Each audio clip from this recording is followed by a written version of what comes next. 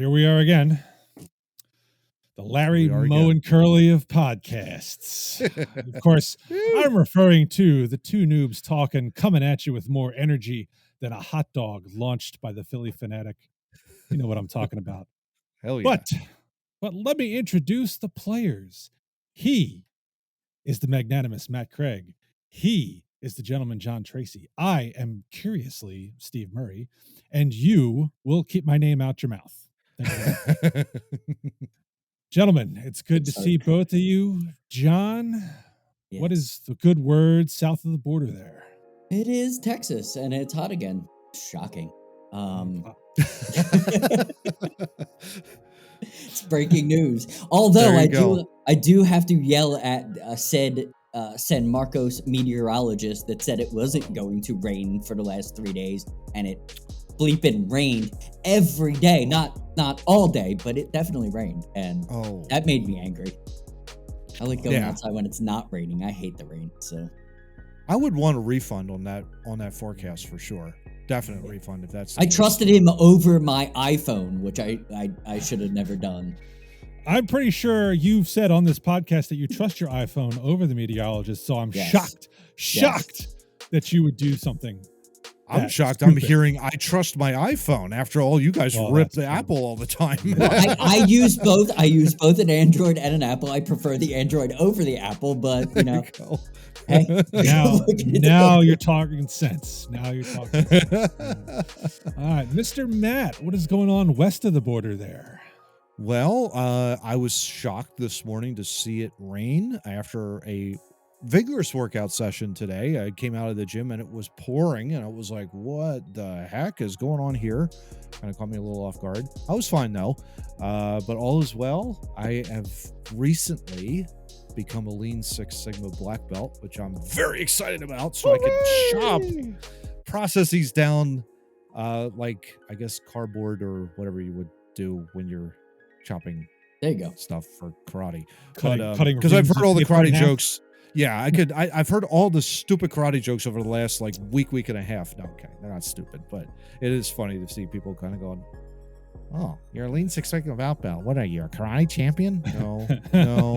But yes. Just a process improvement champion. But yes, too. Yeah, exactly. I have my own black belt, too, which is pretty cool. So, karate is not here.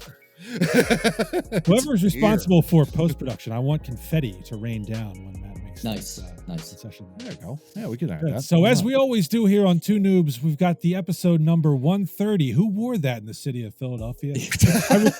I recall a Cyril St. John from the Wissahickon Cricket Club likely wore number 130. Yes. Anybody else have... Mo, the curling champion of the Northeast, he definitely wore 130. There you go.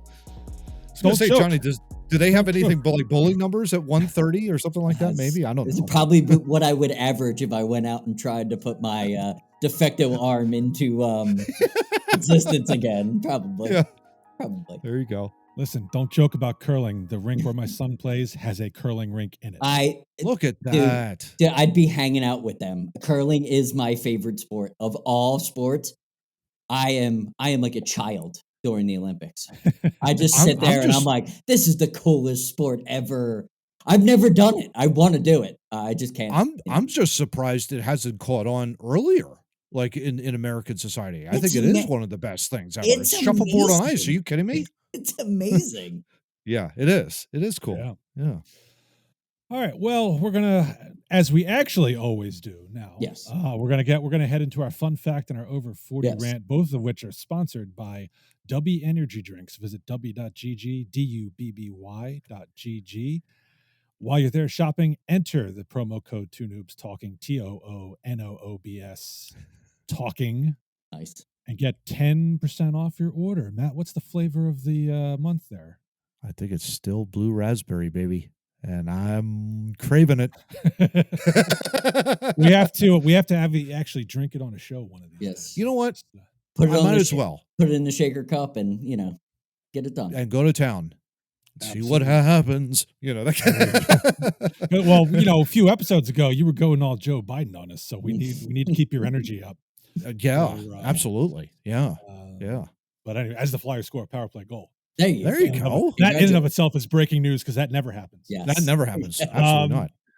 All right, John, you got a quick fun fact today. What's up, man? Yeah, it isn't the fun fact. I'm forgoing that just to I need to make a statement about these congressional hearings on TikTok. Oh God. No, this is very simple. I knew these people individually to be very stupid. Very stupid. They Which blew ones? my mind on how dumb they actually are. For 4 hours, they showed me how even stupider they are than I once thought they were. I'm blown away. I can't. And I like watching those hearings because I like to hear what is going on. I can't. They are that like wow. Like I'll just take Crenshaw from Texas. Wow. I did it. I knew you were stupid. Wow. You took it to the next level. Like the next level. Now, so when you speak again, I'm going to think you're dumber than dirt. I hope you don't get me to think that you're even stupider than that. This Over 40 rant brought to you by John Wow. Tracy. Just dumb. They didn't even write anything down on paper, man. Dumb. That's just bad. It hurt. Yeah, I think John did just steal your thunder for the over. I think he did. Yeah. Oh, crap, man. Yeah. Oh my gosh. Yeah. Well, actually, before you get to the over 40 rant, just briefly, and John is now also concerning me, so this is going to concern both of you. You're both getting up there in age, and Yes. As we're finding, this is now going to be like the cranky old man segment. It really is. I'm hoping so. The fact that you were going to do it 2 weeks in a row it got me thinking about things that happen and how you get cranky when you get older.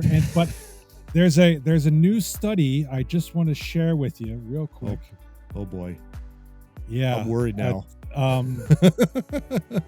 It bothers me because I saw this and I thought, wow, Matt's getting upset these days. It turns out, men, as you get older, you are more likely to put people into a cross-faced chicken wing. It is true. It is true. Than ordinary individuals. And just last week, Pat Sajak, man, you guys are losing your minds here. I don't understand it. What is? I just want to thank the young lad Steve for pointing that out. And with that, Matt, I turn it over to you for your over 40 rant. Well, thank you, Mr. Steve Murray, Esquire. And I obviously end that Esquire because we probably have the single dumbest tweet I've ever seen from an Esquire in quite some time. Christians who mark out for Donald Trump. What the hell? We probably have one of the stupidest tweets I have ever seen in quite some time. This was dated March 18th, so this is about a week ago. This was happening while actually right before we were recording last week, but we didn't notice it until this week in pre-production, obviously. But this genius, whatever you want to call him, Joseph D. McBride Esquire, at McBride Law NYC, just so you know, his Twitter handle. Don't advertise for him. What the hell? He wrote this. Quote, President Trump will be arrested during Lent. Spoiler alert, it hasn't happened yet. A time of suffering and purification for the followers of Jesus Christ. As Christ was crucified and then rose again on the third day, so too will @real Donald Trump. Violence is never the answer. Winning the election is. Vote for Trump. End quote. What the blue hell that has going just on? The opposite effect, if you ask me. 5 million views, and surprisingly, at the time of the screenshot, 4,600 likes. 4,620 losers, by the way, who have no idea what the gospel is. And to be perfectly honest, gentlemen, this has always troubled me ever since Donald Trump ran for president in 2015 and 16. For some reason, some Christians believe he is the second coming of Jesus Christ. Unless he gets up out of the grave, like Christ did, he is not the second coming of Jesus Christ. He is not the second coming of Christ by putting a stupid embassy in Jerusalem. That is not what a Messiah does, okay? I am so done with Donald Trump and his pathetic followers that equate him to Jesus. This Over 40 rant brought to you by Craig Matthews. There you go. That's it. There you go. No, I'm with you, man. The deification of any politician is ridiculous. Totally. And you're dead on. That tweet is the fact that it's from an Esquire, that's the thing that really bothered me more than anything else. The fact that this guy he's a practicing lawyer and he's an Esquire and he's this moronic. Like, dude, can't you just is there a way that we could strip that Esquire title off of him, Steve? Is that even possible in the law world? Even for absolute moronic behavior? Even the law students who get all D's pass and get to take the bar. It's unfortunate, but I don't get it. I don't understand it. We have a president that did that. He did it. Yeah. It is to both of your points. It's stupid, but it's also dangerous. And very. Just to the quick point, we were talking about this in pre-production. DeSantis had to get out in front of this Trump thing because he wants to make a political move. It's dangerous to use any of this, like him getting arrested. To Steve's point, is very dangerous. To this guy, poking the base is dangerous. This isn't. Not only is this Trump thing, it needs to end, but what you need to realize is he's just as old as the other people we're bitching about now. Yeah. Like this, politics needs to make a hard right or left, it doesn't matter, whatever side you're on. Use that, I'm punning it up there. You need to grab somebody that is not collecting Social Security. Yeah. so that you could save your Social Security later. You don't need someone in office that is collecting Social Security. It's just that it doesn't work for this country. This country is not China and it is not Russia. We don't have the majority of our country over 50. We have our majority of people are under 50. And we need to start electing officials that might know the difference. Yeah. And actually might be sane more than anything else. And really, to be honest with you, John, to add to your point, it's insulting.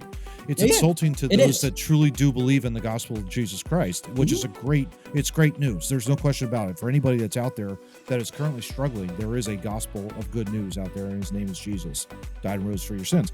But I'm not going to go through all theological here, but the point is, this deification, and again to Steve's point, which is brilliant, the deification of any politician, whether it's on the left or the right, anybody. I mean, it is celebrity. Scary.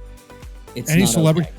Whenever you see something like that, I want to be very clear: run the other direction. Don't even remotely give them a fighting chance. And I'm dead serious about this, because the moment that happens, the moment you get sucked in and you become a mark, like this jackass's tweet, you know, you're so invested in this one guy who only had one term for 4 years and maybe might run again for another 4 years. Get out of here. But that's also that, please. He's not gonna, you know what I mean? Like he's not gonna be the. He's 70, what, 5 at this point? Like, so he's gonna be close to 80 by the time he would be done this term. This is where the insanity has to stop. Yes, it really does at that point. Stop electing officials that are old. That are this dumb. Yeah, exactly. What I would these kinds of marks. What I would hope is, you know, because I don't practice as often or as closely as Matt does. But yes, me neither. I'm a Christian, and I'm offended by this kind of stuff. Yes, no question. Absolutely. Like, stop comparing Donald to Jesus Christ. That's the stupidest thing ever. Yeah. They couldn't be more far apart, in my opinion, actually. Exactly. But, I would certainly hope that this type of tweet would actually do the opposite and turn people off from this kind of following them. I hope it does. And it might. Yeah, I hope so too. Well, speaking of stupid people, let's dive into topic 1, shall we?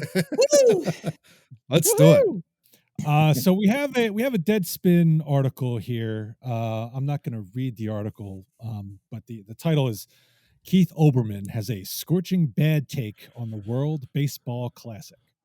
Oh God. So if you have no idea what we're talking about, the World Baseball Classic just happened.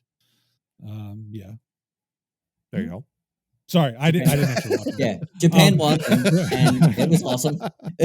So the World Baseball Classic, which was a tournament style,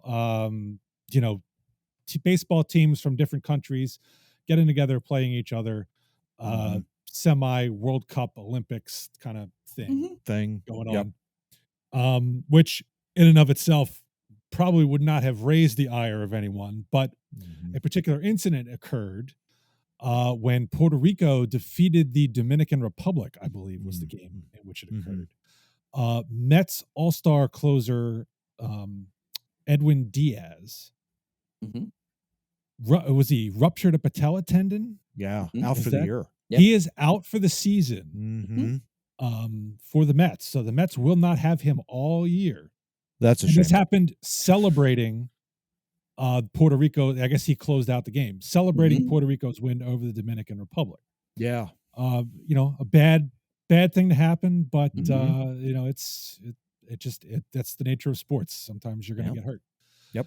So Keith Olbermann takes to Twitter, and I will do my best to do Matt's annoying voice here. Let's do it. First, Freddie Freeman, now Edwin Diaz. The WBC is a meaningless exhibition series designed to get you to buy another uniform, to hell with the real season, and split up teammates based on where their grandmothers got laid. Call it off now. John, you brought this article to our attention, and I want to thank you for reminding me, or maybe not thank you, maybe I for reminding me that Keith Olbermann still lives. Guy hasn't been good since SportsCenter in the 90s. And that's he's pretty much irrelevant. But. So John, I go to you first. What's your what got your dander up here? Fight. He's such a piece of shit. Folks. He's such a piece of shit. It's my problem. It's not just with Keith Olbermann. It's my problem with political and sports people. These half-wit morons, stupid, over-the-hill idiots that haven't mattered in 20 years comes out and tries to be like, oh, well, that's the World Baseball Classic. It's just a meaningless tournament. Oh, that guy got hurt. It's blah, blah, blah, blah. When, if you're actually following the Classic or you enjoy baseball the way it is, the players are all over videos of YouTube having the time of their lives, talking about how much fun it is, how great this tournament is for many reasons. You want to talk about diversity, this is probably one of the best ways to present it. Show where everybody's from. Probably more fun than slogging through spring training. Yes, most likely way better than hitting a 230-foot home run in a park that isn't designed for major league people. And I got my swing back. Like they're actually playing in real parks. Yeah. And they're doing exactly what they would be doing anyway. So meaningless tournament doesn't make any sense because what do baseball players do in spring training? They get their swings in. They play the field a little. They run around. Holy shit, they're doing that at the World Baseball Classic. They're already doing what they're supposed to be doing. Yeah. It's just, I'm tired of these people. Like, stop having a take just to have a take. Well, Matt, I want to ask you because we had a great example, counter example, I guess, this week Shame for us Phillies fans. Rhys Hoskins went down with a torn ACL Yeah. going after a ground ball in spring training. So by Keith Olbermann's logic, should we cancel spring training as well? Yes. I would think so. If you're Keith Olbermann and you have a ridiculous, I wouldn't even call it a hot take. It's just a ridiculous take. It's stupid. To your point, Steve, you're right. Injuries will happen. Whether it's preseason, regular season, postseason, it will happen. It just does happen. And it's how teams bounce back from it. In that regard, the WBC was phenomenal. It was a terrific. From what I didn't sit to watch any of the games either. It was well but done. the passion that I saw by the fans and the players, Trey Turner was just magnificent the entire tournament. By the way, Philly shortstop, thank God. But he's carrying Team USA. Oh, love yes, it. Yes, they did. They did. They carried him all the way to the final. But I mean, it was a tremendous tournament from top to bottom. It really was. Some of the uniforms were kind of ridiculous. Like Great Britain was comical. Yeah, that was good. With their jerseys. Yeah. That was like Adobe, like, what was that? Like Times New, it wasn't Times New Roman 12 font. It was more like Arial 12 font. You could barely read out Great Britain on it. It was hilarious. It was great. But it was a tremendous tournament, start to finish.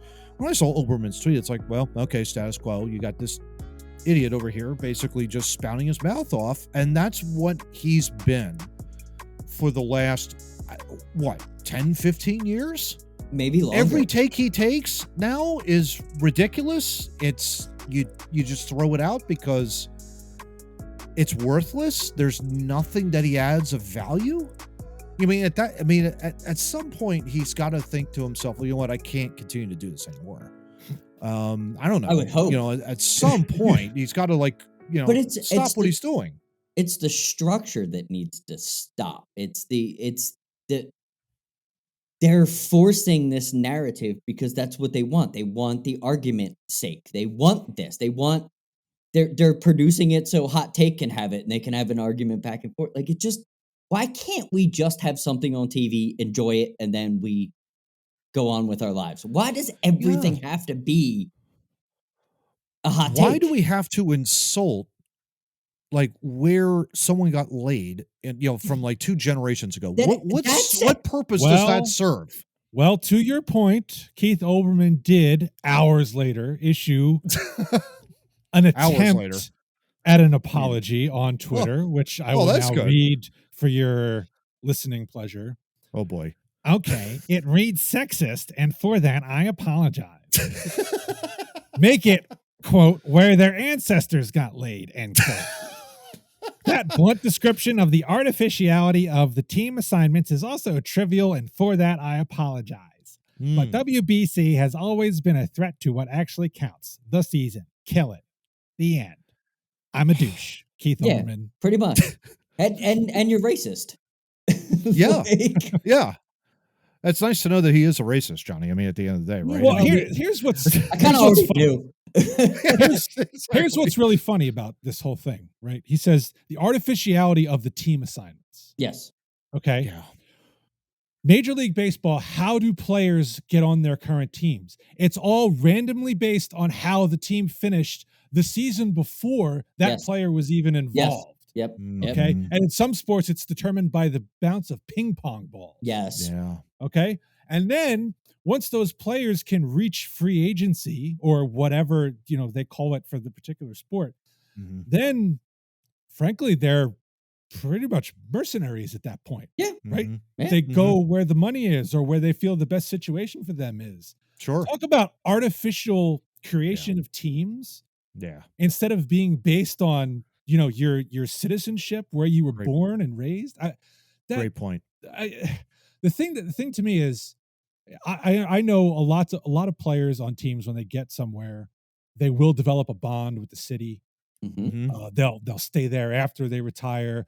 They'll give them hometown discounts. That there is that kind of thing. Yeah. But you don't think players get excited for the opportunity to represent their country? How do you not? Yeah. I mean, they don't have the Olympics. They can't do it in the Olympics anymore. Yeah. This is their only real opportunity to do it. Yeah. Why wouldn't you want and embrace that opportunity as a player to go out and represent the country you're born in? And you see it with how many players are electing to do it.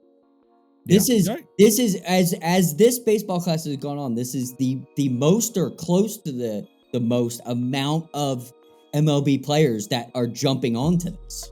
Yeah. That's important. Like, they want to do it. That's massive. And having pride in your country is something. We should all have it. Yeah. Yeah, exactly. Absolutely. Yeah, I think that's so important too. And you could see the passion, and the passions throughout all of the teams that were in it were tremendous, top to bottom. I mean, it was like, even like Garrett Stubbs for Team Israel. I mean, he had a game-winning hit. Hell yeah. You know, in that regard. And it was just, and the games in Asia, and I mean, they were phenomenal passion by the fans, and they were all rallying behind, and it was great. It was cordial. It was just a tremendous tournament, top to bottom. So once again, no surprise, I guess, right? Olbermann swings and misses at a horrendous hot take. He would have a point if, like, Edwin Diaz, you know, was taking part in a motorcycle demolition derby, and ruptured his political tendon. Yeah, you probably shouldn't be doing something that you know, your employer is going to be to their detriment. But as Matt said earlier, you're playing baseball here. Who was that? Andrew Bottom hurt himself bowling. Yes. Like, instead of playing basketball, if he would have hurt himself playing basketball, that would have been a different story. And that's the thing. That's the other thing. Okay, let's get rid of the World Baseball Classic. You know, he could have ruptured his tendon lifting weights in the weight room. You know, injuries happen. And it doesn't matter where it happens, they're going to happen. And it's unfortunate, but we can't live our lives in a bubble.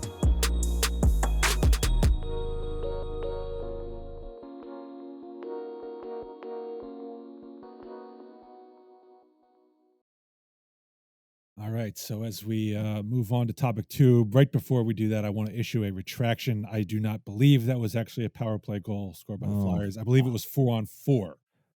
Oh. I believe I wrongly assumed that the Red Wing was going on and we're going to get a 5-on-3, but I guess it turned out to be a Flyer going to the box. So it was a goal nonetheless, and they're up 2-0 in the third period. There you go. We'll see where we end up. But topic 2, more importantly, because most of our listeners are probably not from the Philadelphia area, so they could care less. Couldn't care less about the Flyers. Care less. There you go. Right. Topic 2 is a Fortune article that Matt, surprise, brought to our attention. Are remote workers lonely? Oh, probably. And experts warn it has damaging side effects on productivity, engagement, and progression. Dun, dun, dun. There is one undeniable aspect of remote working, and that is it's usually a lonely existence. While in-person working means you can walk to a manager's desk with a question, bounce ideas off peers, and grab a quick impromptu team lunch, remote workers are stuck with virtual meetings and Slack emojis to communicate feelings. One pre-pandemic study showed that full-time remote work was found to increase loneliness by 67% when compared to in-office work, according to research by organizational psychologist Lynn Holdsworth. She says the feeling of loneliness can be debilitating.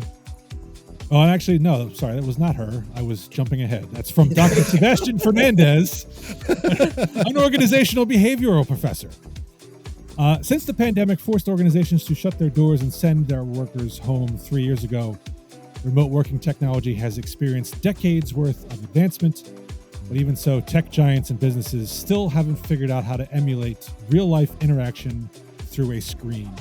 And isolation and loneliness have become even greater public health concerns, according to the American Psychological Association. Matt, your article, expand. Where to even begin? Other than I 100% agree, and I'll leave it at that. Lonely man. I'm a very lonely man over here. No, okay. No, I think it is it's a legit concern. Obviously, managers need to keep this on the forefront of their minds. Obviously, to make sure that productivity remains up in this now post-pandemic world that we're now living in. And try and figure out ways to get people to essentially come together to combat this loneliness idea, or the loneliness that people are feeling. I think for me, it was a struggle at the beginning part. Probably 2021 was really difficult, obviously. Working from home on your own, not seeing or talking too much in the way of your work colleagues, and only going through Slack, and sometimes not even getting a message at all. That's not anyone's fault. It's just that's the nature of the business, I think. Some nature of some businesses. But it is a concern. And we talk a lot about mental health, on this podcast. We have talked about that before. The psychological ramifications of it are immense whenever there is some, bouts of loneliness or depression or anxiety because you're not seeing other people, or you're not experiencing, camaraderie with your coworkers and teammates at work. It's tough. Does that mean that I want to go back to where it always was and 5 days a week? No.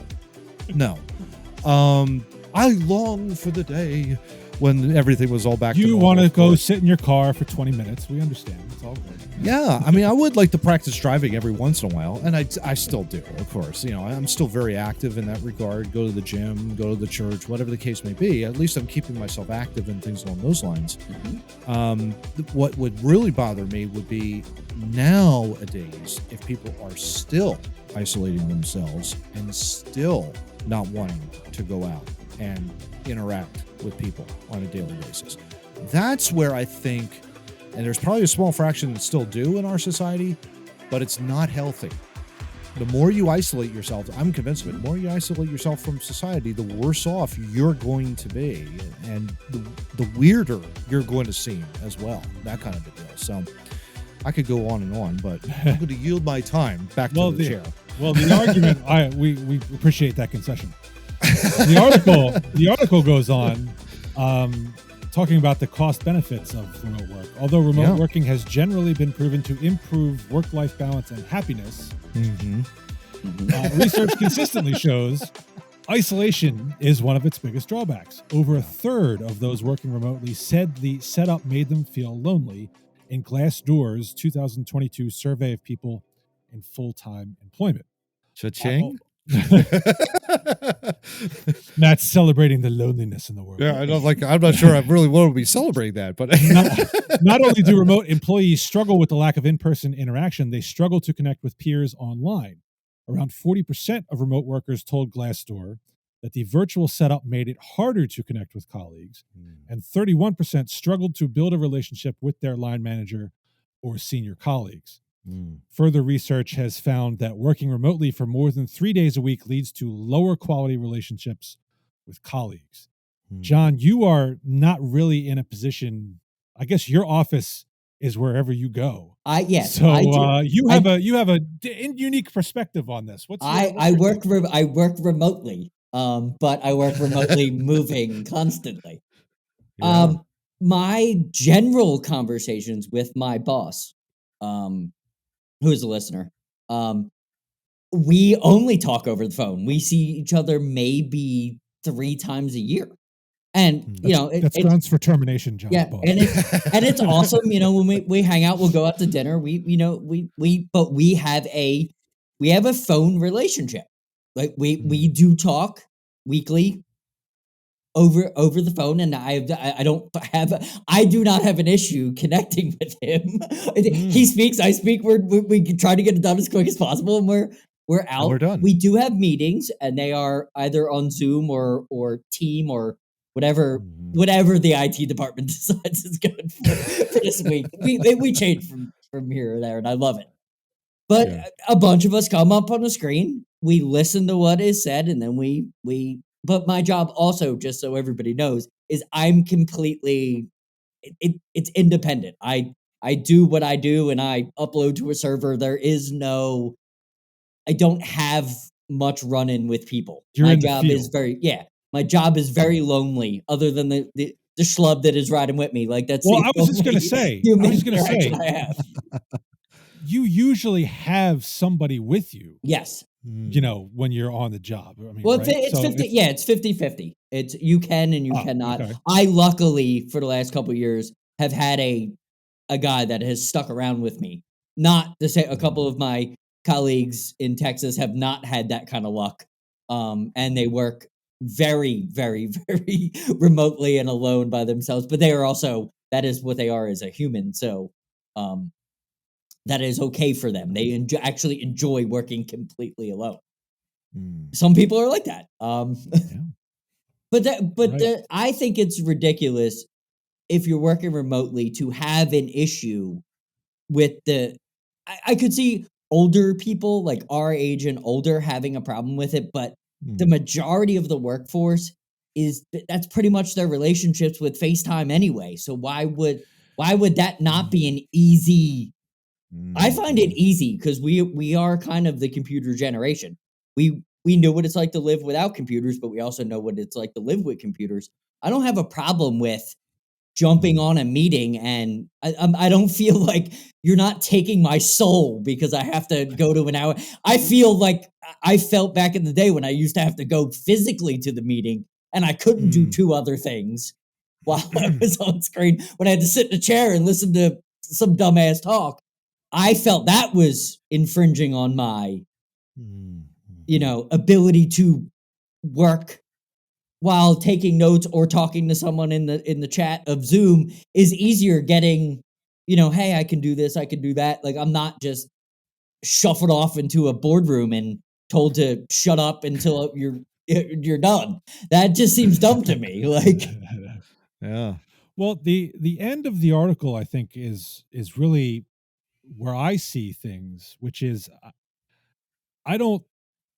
I think it's wrong for employees to rely on their managers or supervisors or the CEO or whoever to be like, all right, bring everybody back into the office because that's the only way that I'm going to not be lonely in my job anymore. The end of the article talks about how employees can combat loneliness. And it says, remote work doesn't offer the same opportunity for social interaction as being in office, but this doesn't mean it's impossible to have a social connection with your team.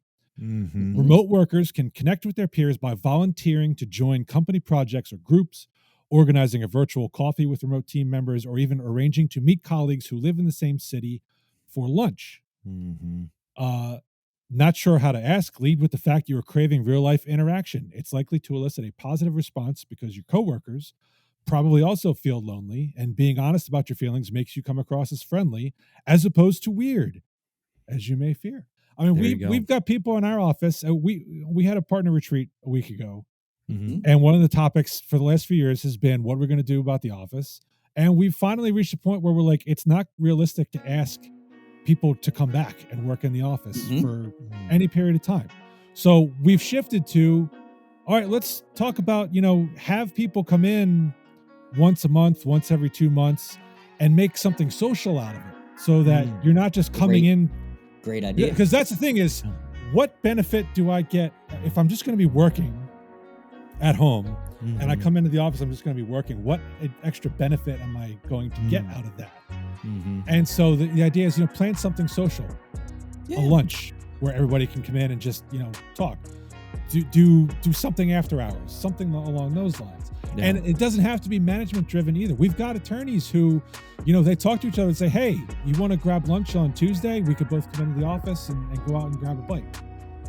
I think the onus is as much on the employees working at home if they're feeling lonely to do something about it and make an effort to reconnect with people instead of relying on the company to say, all right, everybody get your ass back in the seats.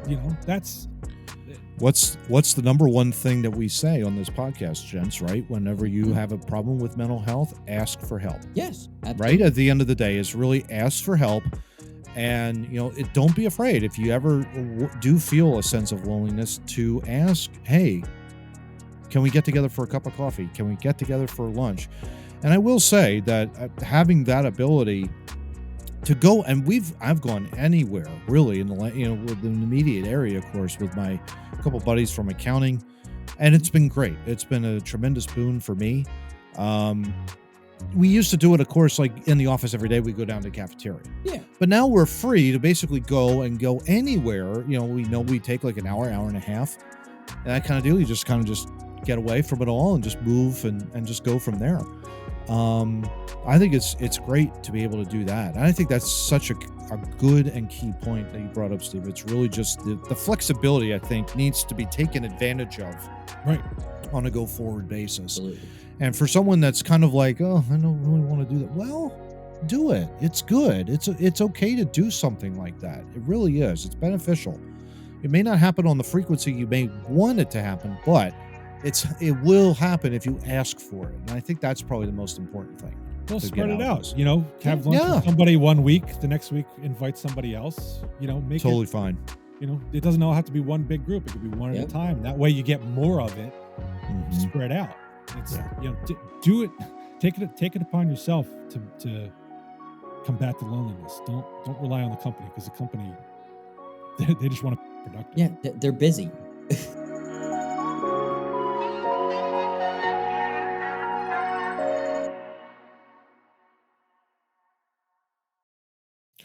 Dare I say, if you enjoy the loneliness and the solitude and the social awkwardness of not meeting with anybody anytime, you may be an alien.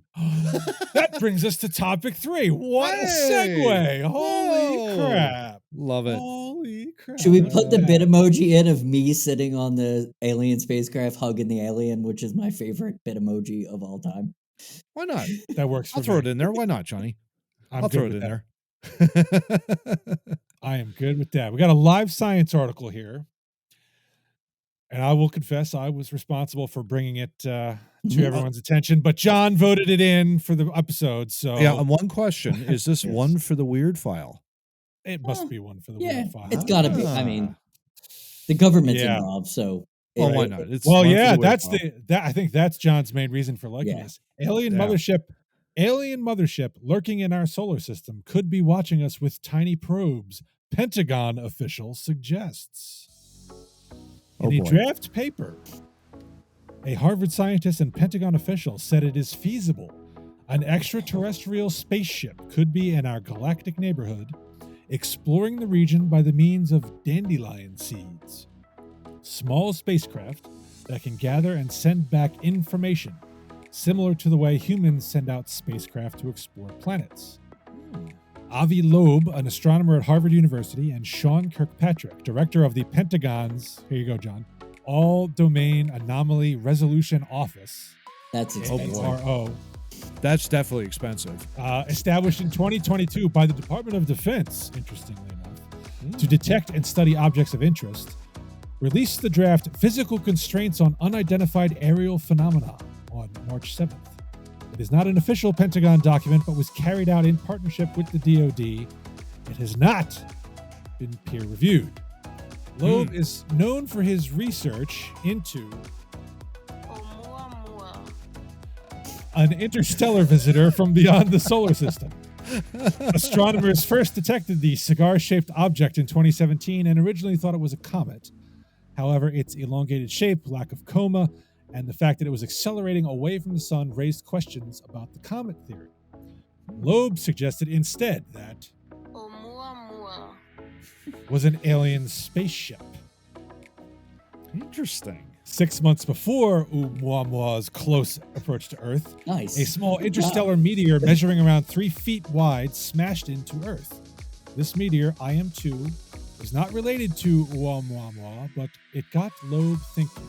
John, what do you take about the Pentagon's theories here, getting tinfoil hatty? I have a quick take on this. Okay. One, there are aliens, and they're stupid for telling us about it. 2, there are not aliens. The Pentagon, this guy. And number 2, there aren't aliens, and he's stupid for telling us about it. And 3, the rest of us already know that if this happened, it already happened, and this is not new. So why even write the paper? Because there's no reason for it. Well, I'll give them this. You know, there's been talk of, you know, UFOs, and we had the whole congressional hearings recently about unidentified objects and alien visitation. This is the first time I think I've ever heard a government official posit not only could there be UFOs, but there could be a giant mothership Yeah, at the edge of the solar system. And this is Where's to Jeff my Goldblum point. when we need him? To my point, there is no reason they should have told us this information. None whatsoever. Until you confirm or deny or already know, why are you speaking? I don't understand. This makes that Ford lady that we talked about, the one when they messed up the lightnings or whatever. She's the smartest person on the planet because she won't speak because she doesn't know. Like, oh my gosh! In the draft paper, Loeb and Kirkpatrick looked at unidentified anomalous phenomena (UAPs), the government's preferred term, yes, over UFOs. Politically correct. And Joe Rogan. Yeah, right. So we're all on board.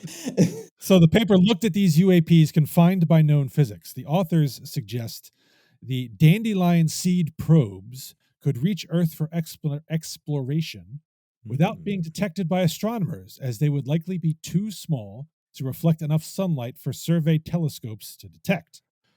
Equipped with large surface-to-mass ratio of a parachute, technological dandelion seeds could slow down in the Earth's atmosphere to avoid burnup and pursue their objectives wherever they land.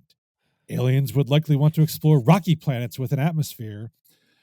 From a distance, Venus, Earth, and Mars would all look appealing, with Earth being of greatest interest because of liquid water. But the alien civilization that created the probes would not need to be on the mothership.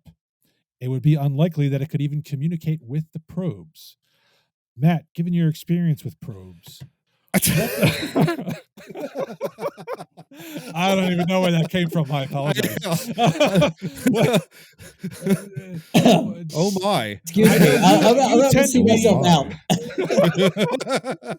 You tend to be the biggest skeptic of the alien theories on this program. Yeah. Damn straight. Oh, absolutely. What's your take on the Pentagon coming up with these theories that we could have small objects kind of detecting and relaying information about our planet? Well, for one thing, I know my father did go into the Pentagon, and thank God he came out alive in that regard. But I have a very difficult time accepting that premise. That's just me being the skeptic in all of this. The last few sentences that you read, Steve, because it's like I don't understand a dandelion seed coming down and probing Earth. To that idea, a probe basically comes in and you're measuring it. It's physical. It's there. There is zero evidence, at least to me, that's presented in this article that, oh, hey, look at that probe over there. Where did that come from? None of that. This is all theorized. This isn't, to me, it's not really based in scientific data. Like, there has to be some sort of physical evidence. It's kind of like what we were talking about with the whole idea with the lab leak theory with COVID a few weeks or a couple weeks. What was it? Last week. Last week. Yeah, last week. 129. Check it out. It all blurs together. So it's up there. Put a card in. Yep, it's up there. Put a up there, right there. But yeah, it's like, where's the theory? Like, where are all these probes? Like, I would love to know what they are, what they look like, why are they coming? Then we could theorize about what's going on. This to me is like, someone's been watching a little too much Deep Space Nine. Well, Matt, or Star Trek, or whatever the case may be. Matt, to your point, since first suggesting was an alien spaceship, Loeb has faced criticism from the scientific community. There you go. One Perspective article published in Nature Astronomy in 2019 said the idea was sent to Earth on purpose was provocative and baseless. Still, interesting. The Pentagon has taken a renewed interest in studying unidentified objects over U.S. airspace in the previous year. Since the AARO's founding last summer, the office has opened more than 360 new investigations into alleged UAP encounters reported by U.S. military personnel. Yes. About half of these have been explained as, quote, balloons or balloon-like entities, end quote. wonder what That that's was about. great. It was the best line of the entire balloon-like entities. I love that. That was hilarious. That was great. Yeah. While the other half lacks sufficient data to conclusively resolve. Mm-hmm. Yeah. So it's happening. I mean, Matt, what's if we've got 360 investigations, half of them are balloons from China. Each costing $1 billion, probably. Go on. Right. That leaves 180 UAP encounters this isn't, whack jobs out in Idaho. This is military personnel. Okay. What's your explanation? Well, I don't have an explanation for you other than I would want to see this as all good scientific methods have taught us. We follow this all the way to the end of the conclusion. So I reserve judgment in that regard. But yeah, I mean, that's interesting. It's very interesting, but at the same time, it's wackadoodle stuff. That's just me. I still need, show me the evidence, show me the proof. If you're going to investigate this, great. But there's got to be results at the end of all of this. I would hope so. And especially the fact that this guy is undergoing criticism by the scientific community means to me that, okay, they don't fully trust this. They don't fully believe what he's saying about an alien mothership sending down probes. Otherwise, we would see it, or at least attempt to see it, or try to see it. And I would think astronomers would have at least tried. Someone should have. If we could, I'll even say this. If we can even detect and predict when an asteroid is going to come to Earth to annihilate us all in 2046, I think we could try and find this alien mothership. Just saying. So just to close this out, you just want an alien to come up, sit on the podium on ESPN and say he's taking his talents to Miami? Got it. 100%. Yeah. Yeah.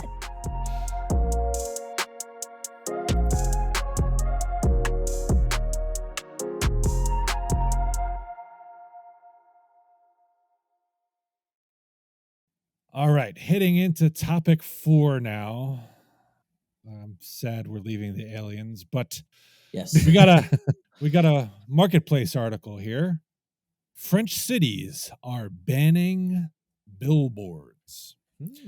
The city of Nantes in western France has recently banned most electronic billboards, dismantling 110 in one night. Wow, that's a lot. Wow, that is a lot. And that's only the start. A number of French cities are going to war against street advertising, which they say is ugly, anti-ecological, and anti-social. From his office, Pascal Prat, vice president of the government of Greater Nantes, pointed out the window at the central station and streets below, an area that has become a billboard-free zone. We've cleaned this whole area. And across the city, the reduction is drastic. I don't feel that voice needs to be for this guy. Love it. Advertisers have had to dismantle all large billboards in and around Nantes and reduce the number of smaller ones by about half. The municipality is also cutting digital advertising in shop windows and on the public transport system. It's also banned on all advertising near schools. Matt, do you agree with John that I did not need to read that in a annoying voice manner? Any government entity, any government worker automatically has an annoying voice attached to it, so that's perfectly fine by me. I love it, by the way. It's my thoughts of the article. I kind of agree, in that regard. I think that it can be proven to be a distraction if you're not careful. They change every 30 seconds, I think. Something like that, yeah. Or something like that. So it's like you're drawn away from the road.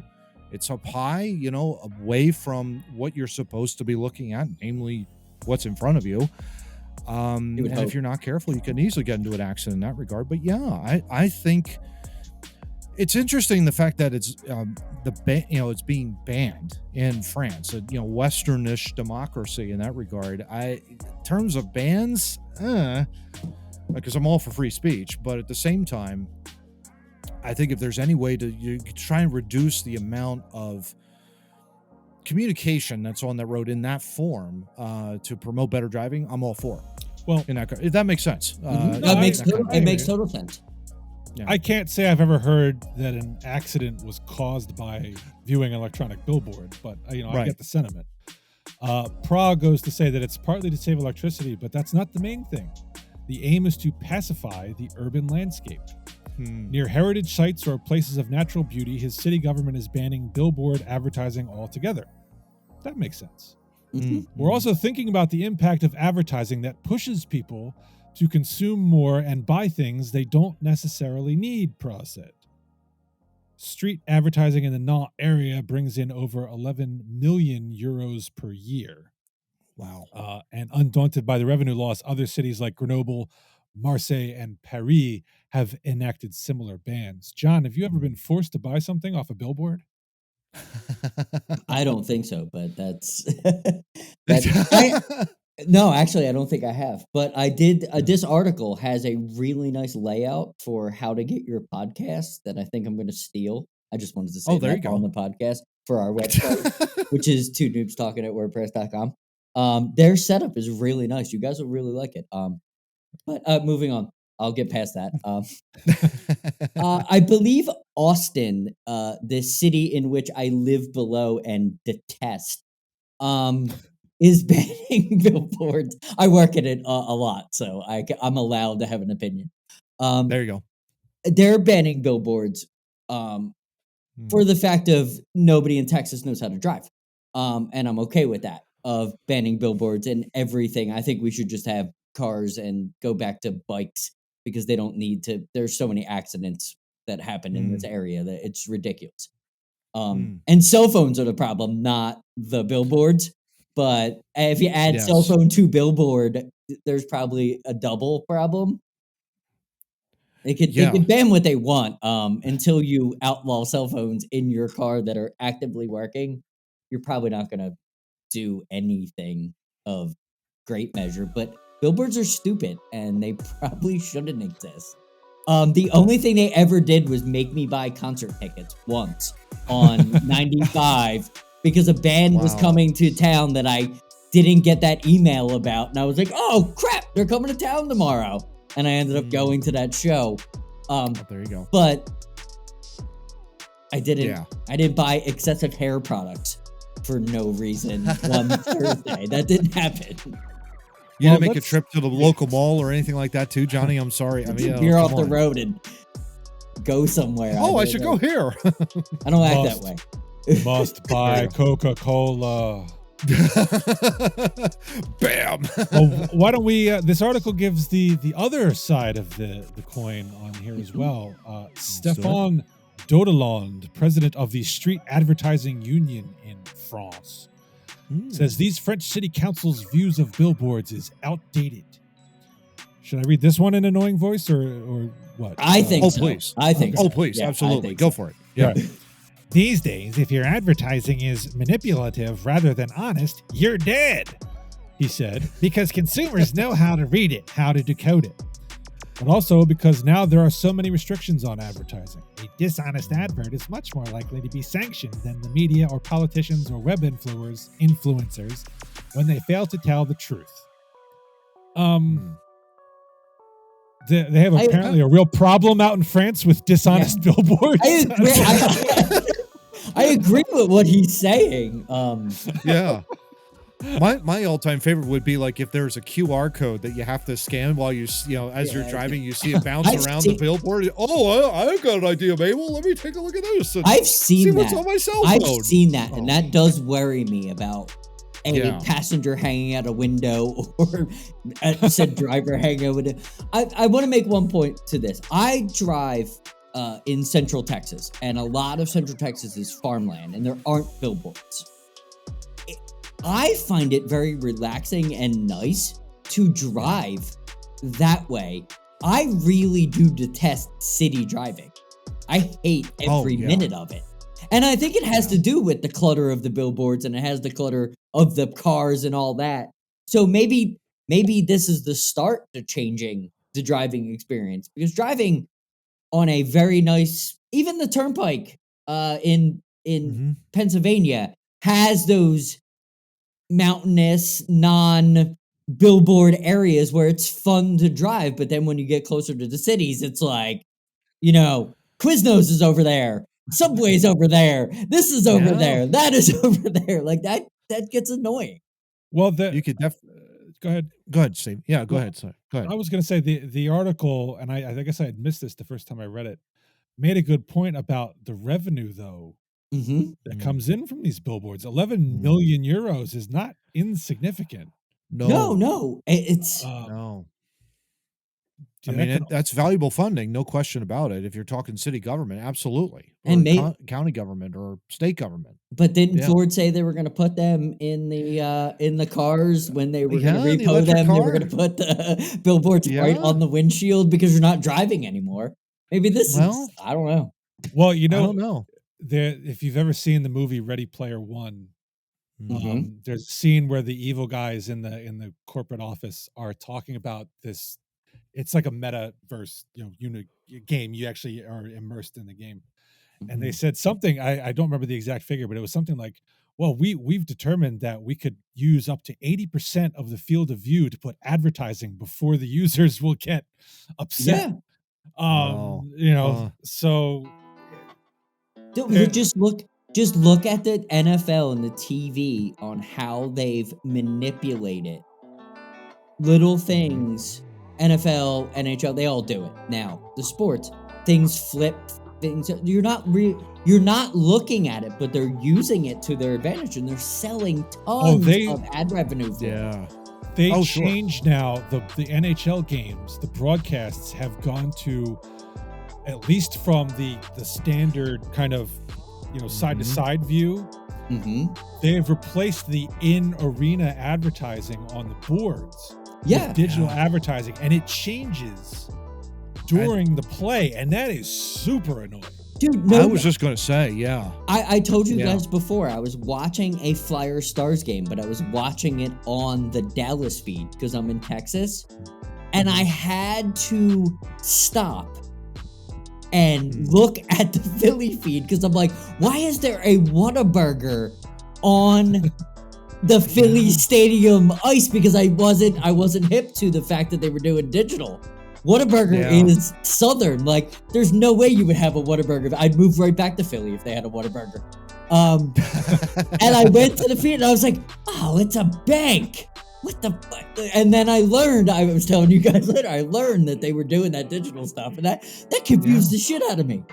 Why is Whataburger in Philly? Like, it made no sense. I wouldn't be surprised if it's on Baseball on the Wall. It is. Honestly. They did it during the World Baseball Classic. There was was digital stuff. It's all over the place.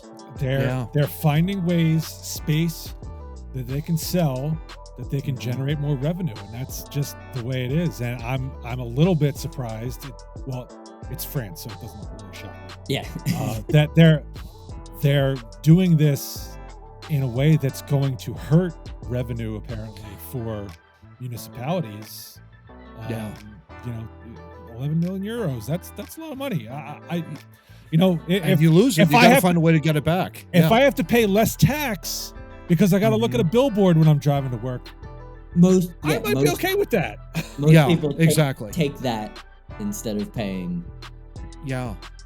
No, exactly. A road tax or a revitalization tax. There's so many taxes that they avoid from doing stuff like this. Sure. I think there is some merit to it, but I think your point, Steve, is exactly right. If you cut that, right, all of a sudden that is 11 million euros out of your annual budget that you now have to account for speaking of accounting, you now have to account for that loss. What do you do in that regard to make that money back, to make sure that you either have it or get more of it? And so that's where I think the quote unquote, this ban that France is doing really, I mean, are they seriously trying to, I don't know what the word is, but is the idea of them cutting this, like they have to get the money back somehow, is my point. Well, I get the idea. You want to beautify the area. I understand that, and totally.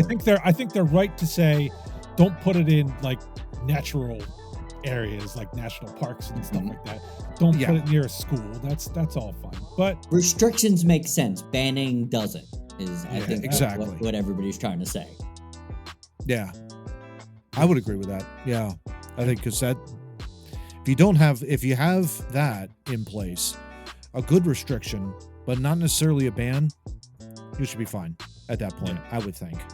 Yeah. So we say good luck to Nantes on their endeavor. Exactly. We'll see how it goes because they may just become Nantes at that point.